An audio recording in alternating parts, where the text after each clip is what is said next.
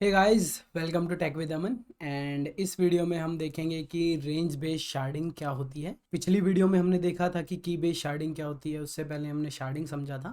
सो इन videos के link in the description डाल दूंगा मैं। एंड ये video system design tutorial series का पार्ट है, लिंक इन द डिस्क्रिप्शन। मैं काफ़ी सिस्टम डिज़ाइन रिलेटेड कंटेंट बनाता रहता हूँ, तो आपको अगर इस टाइप का कंटेंट पसंद है तो please consider subscribing.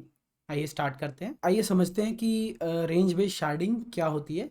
So range based sharding is a kind of horizontal sharding. So horizontal sharding में, जैसे आपको पता होगा, हम जो रोज़ हैं उनको अलग अलग डेटाबेसेस में मूव कर देते हैं। बेसिकली टेबल का स्कीमा चेंज नहीं होता है, बट हम उनको मूव अलग अलग में कर देते हैं क्योंकि हमारे पास डेटा बहुत ज़्यादा हो चुका होता है।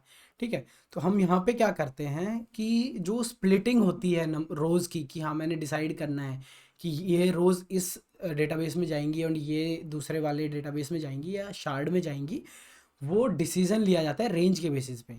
ठीक है, जैसे कि लगा लो यहाँ पे मैंने एक एग्जांपल लिया हुआ है कि मेरे कुछ सीरियल नंबर्स हैं एंड कुछ सिटीज़ हैं और उनके डिस्टेंसेस हैं। तो मैंने क्या किया, मैंने ए टू एल जो रेंज वाले थे, यानी जो जिन सिटीज़ का नाम ए से एल के बीच में आ रहा था उनको मैंने एक अलग शार्ड में भेज दिया, एंड जिनका एम से जेड के बीच में आ रहा था उनको अलग में भेज दिया। ठीक है, तो इस टाइप से मैंने डिवाइड कर दिया डेटा का। तो ये हम इसके अंदर क्या है, मेरे रेंज वाली जो क्वेरीज है वो बहुत ज़्यादा एफिशिएंट हो जाती है। उसका हम एक दो एग्जांपल आगे देखेंगे। बेसिकली हम इसमें वो ये कि जो शार्डिंग है, मतलब हमने जो रोज उठाने हैं और एक अलग शार्ड पे भेजने हैं, वो उसके लिए एल्गोरिदम क्या होगा, वो ये है कि हम एक रेंज डिफाइन कर देते हैं। अब वो रेंज किसी डेट्स में हो सकती है, किसी नंबर्स में हो सकती है, यहाँ पे हमने लेटर में ले ली, तो इस टाइप से रेंज हो सकती है। एंड इसमें क्या होता है कि हम जनरली रेंज बेस्ड शार्डिंग लगाते हैं एंड हम डेटा स्प्लिट करके मल्टीपल शार्ड्स बनाते हैं एंड वो उसको एक ही इंस्टेंस पे रखते हैं, और उसको बाद में जैसे डेटा बहुत ज़्यादा हो गया तो उसको फिर हम इधर उधर मूव करना स्टार्ट कर देते हैं।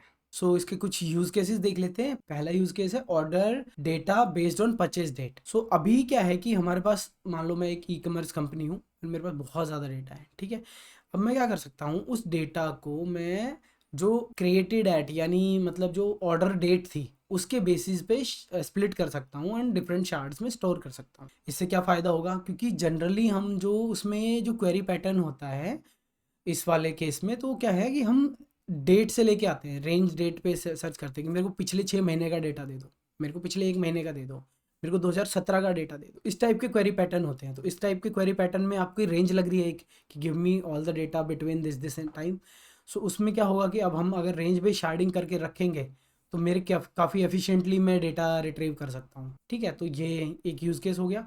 दूसरा हो गया कि भाई इवेंट बेस्ड ऑन डेट। ठीक है, तो मेरे मान लो बहुत ज़्यादा इवेंट्स आ रहे हैं, मान लो मैं कोई ई कॉमर्स ही हूँ एंड मैं सारे क्लिक इवेंट्स स्टोर कर रहा हूँ, यूज़र के बिहेवियर के लिए मैं सारे डेटा पॉइंट्स अपने पास ला के रख रहा हूँ। ठीक है, तो उस डेटा को भी मैं डेट के बेसिस पे मैं उसको स्टोर कर सकता हूँ, शार्ड कर सकता हूँ रेंज के बेसिस पे। ठीक है, तो अब मेरे को क्या करना पड़ेगा, जैसे कि मेरे को उस पर कैसी क्वेरीज चलेंगी कि उस दिन मान लो कि पिछले 6 महीने में किस यूज़र ने कितनी बार साइट पे आके ड्रॉप हो गया, तो इसमें एक रेंज आई। वो रेंज काफ़ी एफिशिएंटली हैंडल कर लेगा अगर हमने शार्डिंग रेंज के बेसिस पे की हुई है। ठीक है, तो ये कुछ यूज़ केसेस हो गए, और भी यूज़ केसेस होते हैं। आगे हम देख लेते हैं कि हमारे रेंज बेस्ड शार्डिंग है उसके क्या क्या एडवांटेजेस हैं। सो पहला एडवांटेज है simple to understand and implement. ठीक है, तो ये इसमें हमें रेंज के बेसिस पे करना है। रेंज काफ़ी इजी होता है, एक लीनियर स्ट्रक्चर होता है एक तरह से, तो उसको समझना काफ़ी इजी होता है, तो उसको इम्प्लीमेंट करना भी उतना ईजी होता है। सो ये काफ़ी इजी रहता है इम्प्लीमेंट करने में और समझने में। ये इसका फ़ायदा है, कोई भी इसको इजीली समझ सकता है एंड इम्प्लीमेंट कर सकता है। Second is efficient range queries. So ये मैं पहले ही डिस्कस कर चुका हूँ, जो रेंज क्वेरीज है इसमें बहुत अच्छी हो जाती है, काफ़ी अच्छा परफॉर्मेंस देती हैं। Third is dynamic splitting. So dynamic splitting में क्या होता है कि जैसे मान लो आपने 2 शार्ड बनाए। ठीक है, अब मान लो एक शार्ड में बहुत ज़्यादा डेटा बढ़ता चला गया और वो आउट ऑफ प्रोपोर्शन जा रहा है, आप वहाँ पे एक और स्प्लिटिंग कर सकते हो सेम। मान लो डेट के बेसिस पे था, आप 1 साल का डेटा एक शार्ड में रख रहे हैं। ठीक है, तो अब उस शार्ड के अंदर मान लो 1 साल में बहुत ज़्यादा यूज़र्स आ गए आपके, तो ज़्यादा डेटा हो गया, तो आपको स्प्लिट कर दोगे उसको। 6 महीने का एक शार्ड में रख लो, 6 महीने का दूसरे शार्ड में रख लो। तो इस तरह से आप डायनेमिकली ईजिली स्प्लिट कर सकते हैं डेटा को, एंड वो डेटा को स्प्लिट करके आप उसको मूव कर दो एंड उसके बेसिस पे फिर जो आपका एप्लीकेशन जहाँ पे लॉजिक लिखा हुआ है कि हाँ ये डेटा ऐसे रिट्रीव करना है, वहाँ पे अपडेट कर दो, तो वो उसके बेसिस पे डेटा लेके आना स्टार्ट कर देगा तीनों शार्ड से। Next is disadvantages of range based sharding.